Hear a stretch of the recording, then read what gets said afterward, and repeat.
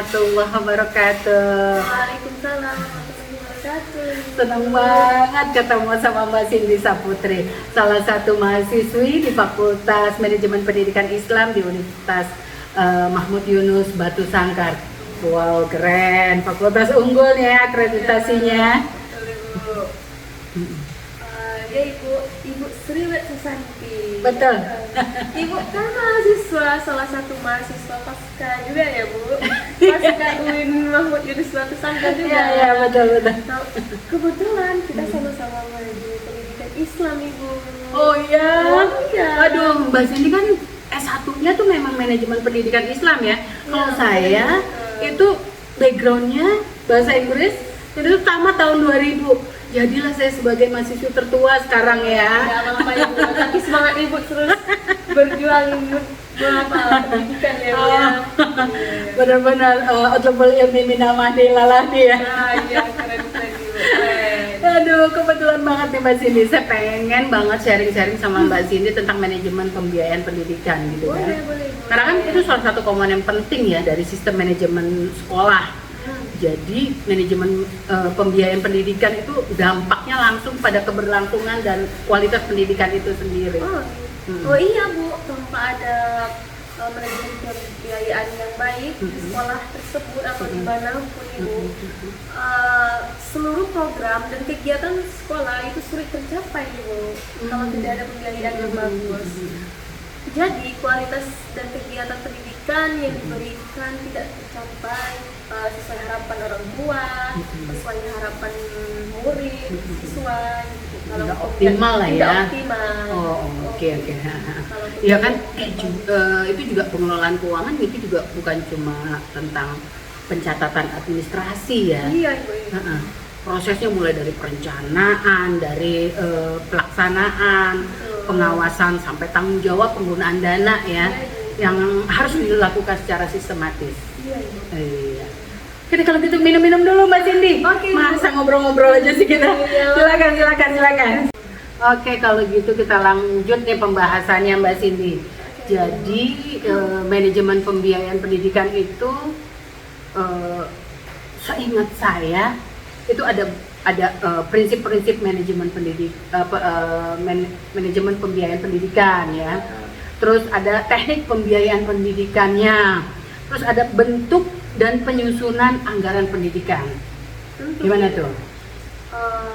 Iya Bu, kalau manajemen pembiayaan pendidikan itu adalah kunci keberlangsungan hidupnya suatu lembaga pendidikan atau sekolah ya Ibu. Oh, segitu pentingnya ya? Iya, terutama nih Bu, sekolah swasta Bu, yang apa-apa itu dana banyak gitu ya Bu. Oh gitu Kalau ya. yang berikan Dibantu pemerintah ya? Iya, Ya. pemerintah gitu Bu.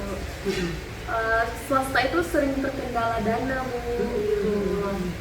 Nah, di manajemen pembiayaan pendidikan ini ada fungsi dan tujuannya juga Ibu. Oh, apa tuh fungsinya apa tuh? Nah, fungsinya yaitu mencegah atau memperbaiki penyimpangan dari pembiayaan pendidikan yang telah dibuat, sehingga dengan fungsi ini Bu, pembiayaan pendidikan itu bisa bagus, transparan, efektif, dan efisien gitu Bu. Akuntabel juga ya? Akuntabel juga. Waduh, kalau gitu sama dong dengan tujuannya, karena tujuan manajemen pembiayaan pendidikan itu kan transparansi dan akuntabel ya. Iya, transparan sama orang tua, wali murid ya, wali murid tentunya kan. Pasti itu nanti ditanya pembiayaan pendidikan ini kemana keluarnya, bisa tidak cukup gitu, kalau tidak minta dana dari orang tua murid. Oke deh kalau gitu. Oke, makasih banyak nih Mbak Cindy, tadi udah bahas tentang prinsip-prinsip manajemen pembiayaan pendidikan ya. Sekarang saya pengen sharing juga tentang teknik pembiayaan pendidikan.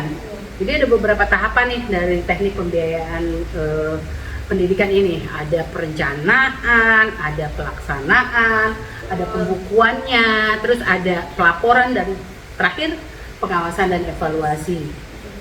Jadi di perencanaan ini sekolah nyusun anggaran pendapatan belanja sekolah atau RAPDS. terus membuat proyeksi kebutuhan dana selama 1 tahun ajaran. Jadi dia udah merancang nih proyeksinya.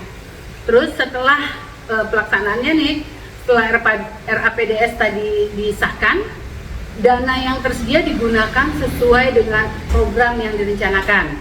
Terus pembukuannya, semua transaksi keuangan sekolah harus dicatat secara sistematis dan teratur. Nah, terus pelaporannya, sekolah wajib membuat pelaporan tersebut ya secara periodik, baik itu bulanan ataupun tahunan. Ya terakhir, ya itu dia pengawasan dan evaluasi, kira-kira sudah berjalan sesuai dengan program yang dibuat atau udah mencukupi atau belum, kayak gitu ya. Nah selanjutnya kita nih di manajemen pembiayaan pendidikan ada juga tentang bentuk dan penyusunan anggaran pendidikan.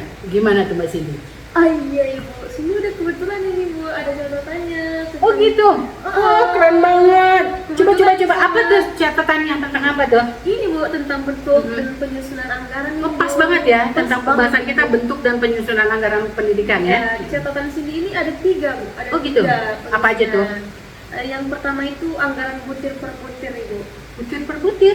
Kayak gimana tuh? Jadi anggaran ini cukup sederhana ya, anggaran yang paling sederhana seperti kayak gaji guru, gaji pegawai sekolah gitu Bu. Itu nggak sederhana ya, itu krusial ya, penting ya. Penting juga itu. Oke, terus? Yang kedua itu anggaran program Bu. Anggaran program, oke. Iya. Anggaran yang menyajikan alokasi dana berdasarkan program yang disusun suatu sekolah, suatu lembaga pendidikan tersebut Ibu. Oke. Nah yang terakhir ini Bu, menarik, anggaran ketiga ini anggaran berbasis hasil.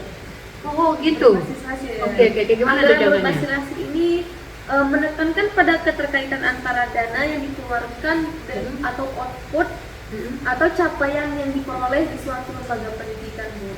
Oh gitu. Ya.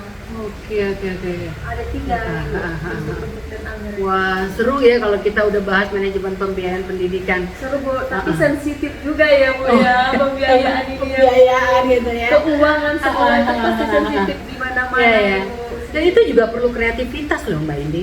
Jadi saya ingat waktu itu kita kan yang kesulitan tadi tuh kesulitan sekolah-sekolah swasta ya. Iya, Bu. Kebetulan anak saya sekolah di sekolah swasta. Jadi waktu itu mereka tuh ada pelajaran di sekolah tentang masak-memasak nih, keterampilan ya.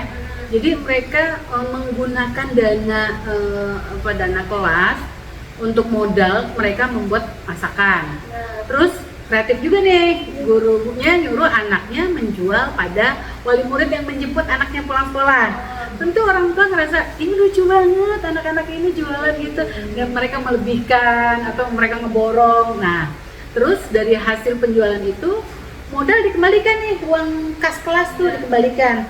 Nah, sisanya dipakai lagi untuk membeli pohon-pohon kecil, pohon-pohon 2.000, 5.000 dan anak-anak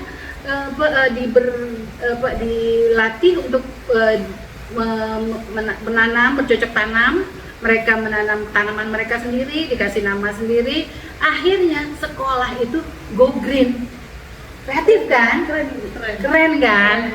Nah, jadi sebenarnya pembiayaan pendidikan itu butuh juga kreativitas ya. Oke deh kalau gitu. Terima kasih Mbak Cindy untuk waktunya. Sampai ketemu lagi. Wassalamualaikum warahmatullahi wabarakatuh. Waalaikumsalam warahmatullahi wabarakatuh Ibu. Iya.